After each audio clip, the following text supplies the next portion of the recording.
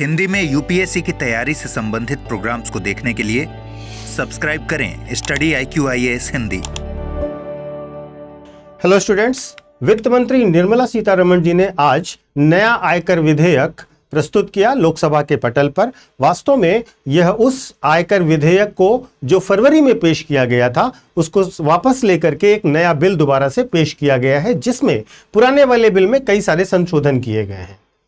वास्तव में फरवरी में बजट पेश करते समय ही नया आयकर विधेयक लाया गया था और उस नए आयकर विधेयक में बहुत महत्वपूर्ण प्रावधान थे जो कि पिछले इनकम टैक्स एक्ट को पूरी तरीके से समाप्त करके एक नया सुगम आसान आयकर विधेयक लाया गया था। यद्यपि एक संसदीय समिति सेलेक्ट पार्लियामेंट्री कमेटी बनाई गई जिसके अध्यक्ष श्री वैजयंत पांडा जी थे जो बीजेपी के सांसद हैं। उनकी रिकमेंडेशंस को इंक्लूड करते हुए एक नया बिल ही लाया गया है।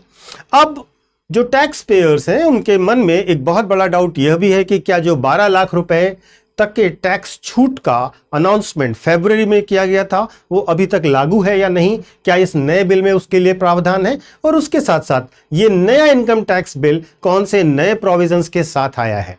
तो चूंकि ये बिल आज दोपहर में ही पेश किया गया है तो इसीलिए इसकी सारी डिटेल्स को लेकर के मैं doctor Pankaj Mishra study IQIAS Hindi के इस प्लेटफॉर्म पर आप सबका स्वागत करता हूं।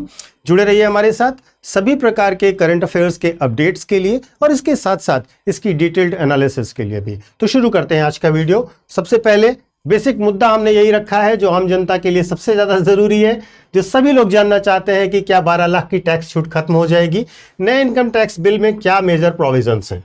शुरू करते हैं आज का वीडियो। इसमें हम किन किन मुद्दों पर बात करेंगे, सबसे पहले इसके बैकग्राउंड पर बात करेंगे, फिर 12 लाख रुपए तक की टैक्स छूट का क्या होने जा रहा है इस पर बात करेंगे, 10 बड़े बदलाव जो किए जा रहे हैं नए बिल के द्वारा उस पर बात करेंगे और आम जनता पर इसका क्या असर होगा इस पर बात करेंगे, और सेशन के अंत में हमेशा की तरह यूपीएससी के लिए जो अभ्यास प्रश्न है वह भी हम आपको देंगे।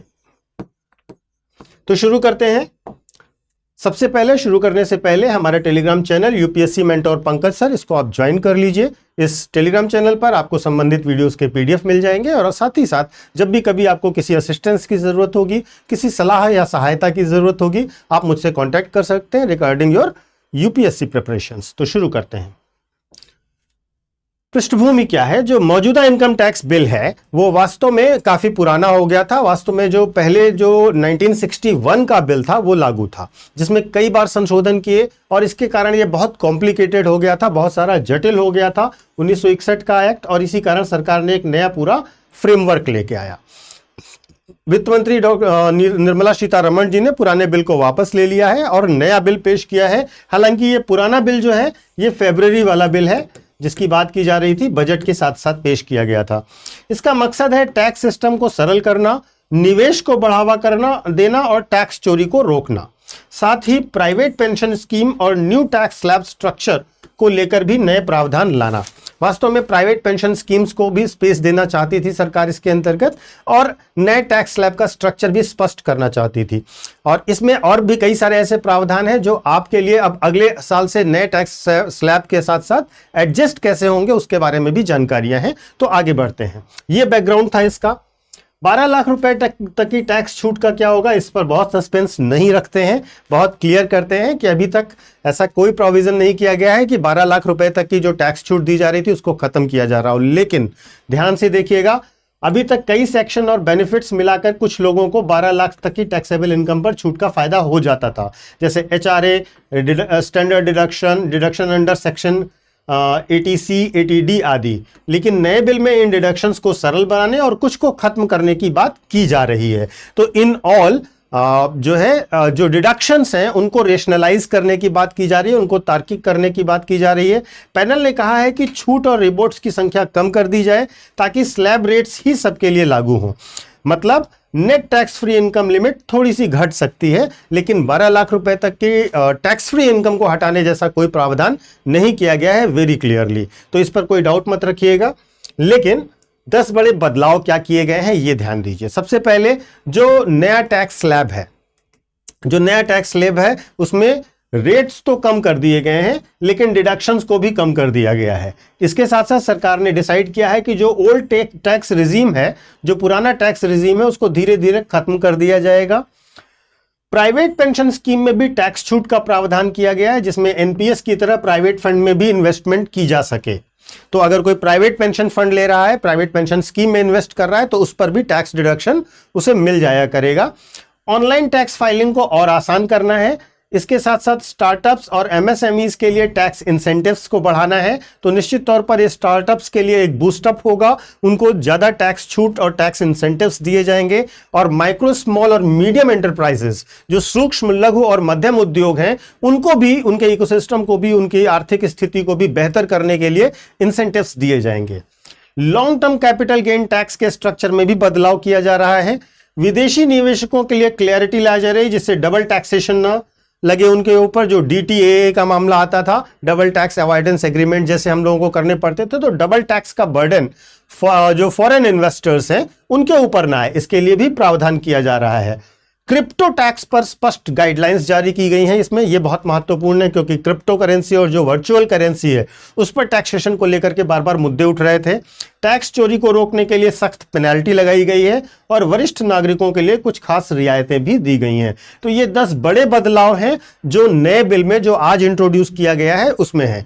वास्तव में जो पार्लियामेंट्री पैनल बना था विजयंत पांडा के अध्यक्षता में, उसने कुछ बहुत महत्वपूर्ण सुझाव दिए। उन्होंने कहा कि स्लैब्स को, जो टैक्स स्लैब्स हैं, उनको महंगाई के हिसाब से हर साल ऑटो रिवाइज किया जाए। जैसे जैसे महंगाई बढ़ रही है उस हिसाब से टैक्स स्लैब्स को भी रिवाइज किया जाए, और वो भी हर साल, और ये ऑटो रिवीजन होना चाहिए।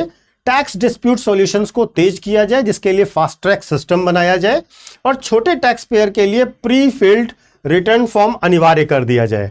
टैक्स ऑडिट लिमिट बढ़ाने की भी सिफारिश की गई है। ये पार्लियामेंट्री पैनल की बहुत महत्वपूर्ण सिफारिशें थी, जो इनकम टैक्स एक्ट में भी इंक्लूड की गई हैं। वास्तव में जो प्रवर समिति या कि सेलेक्ट पैनल बना हुआ था लोकसभा में, उसने कई त्रुटियों को चिन्हित किया income tax, new income tax bill में।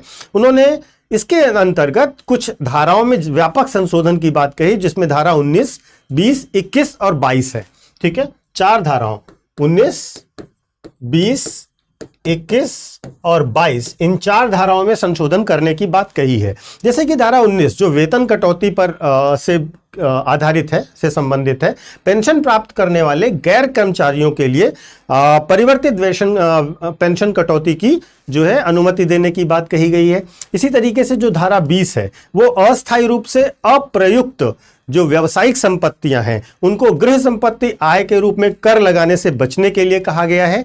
इसके साथ साथ धारा 21 जो है उसमें कहा गया है सामान्य क्रम में जो शब्द है उसको हटा करके खाली संपत्तियों के लिए वास्तविक किराए और मान्य किराया, जो वास्तविक किराया है और जो मान्य किराया है उनके बीच में स्पष्ट तुलना करके उसे जोड़ा जाए। और साथ ही साथ धारा 22 जो कि 30% मानक कटौती नगरपालिका करों में कटौती के बाद लागू होती है, निर्माण पूर्व बजट कटौती और किराए में दी जाने वाली संपत्तियों तक बढ़ाए जाने के लिए है। तो इस तरीके से धारा 19, 20, 21 और 22 इन 4 धाराओं में व्यापक संशोधन की जो है सुझाव दिया गया था प्रवर समिति के द्वारा। आम जनता पर इसका क्या असर पड़ेगा? सबसे पहले हम मिडिल क्लास की बात करें। डिडक्शन कम होने से टैक्स बढ़ सकता है, लेकिन टैक्स स्लैब रेट घटे तो राहत मिलेगी। क्योंकि डिडक्शंस कम करने की बात की जा रही है तो जाहिर सी बात है टैक्स का जो रियल इंपैक्ट है वो बढ़ेगा, लेकिन अगर स्लैब रेट घट जाएंगे तो लोगों को इसका फायदा भी मिलेगा। इन्वेस्टर्स की अगर हम बात करें तो कैपिटल गेन्स टैक्स जो रिस्ट्रक्चर करने की बात की जा रही है उससे उन्हें निवेश की रणनीति बदलनी पड़ेगी। सीनियर सिटीजन्स की बात की जाए तो पेंशन और सेविंग्स पर कुछ राहत जरूर इन्हें मिलेगी। स्टार्टअप्स के लिए बात किया जाए तो नई इंसेंटिव स्कीम से फंडिंग इनकी आसान हो जाएगी। तो अलग अलग सेगमेंट पर इकोनॉमी के अलग अलग असर पड़ने जा रहा है और यह जानना आपके लिए महत्वपूर्ण था। इसके बाद एक महत्वपूर्ण घोषणा है, चूंकि 15 अगस्त बिल्कुल नियर बाई है और 15 अगस्त से पहले हम लोगों ने 15 अगस्त के लिए स्टडी IQ IAS ने आपके लिए 15 अगस्त के लिए एक बहुत बेहतरीन ऑफर लाया है। आप स्टडी IQ का कोई भी कोर्स अगर परचेज करते हैं, कोई भी कोर्स अगर आप परचेज करते हैं तो उस पर आपको 47% तक का डिस्काउंट दिया जाएगा।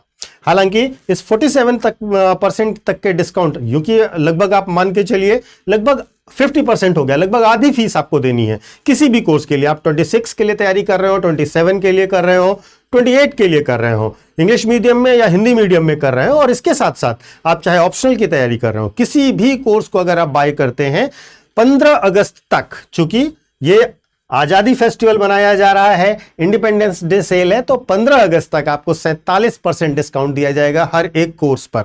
सिर्फ आपको ध्यान ये रखना है, आप कोई भी कोर्स खरीदें और अगर हमसे पढ़ते हुए आपको अच्छा लग रहा है और आप इससे प्रभावित होकर कोर्स खरीद रहे हैं तो आप जरूर इस कोड का इस्तेमाल करें, पीके लाइव। इस कोड का इस्तेमाल करते ही आपको 47% का डिस्काउंट तुरंत मिल जाएगा।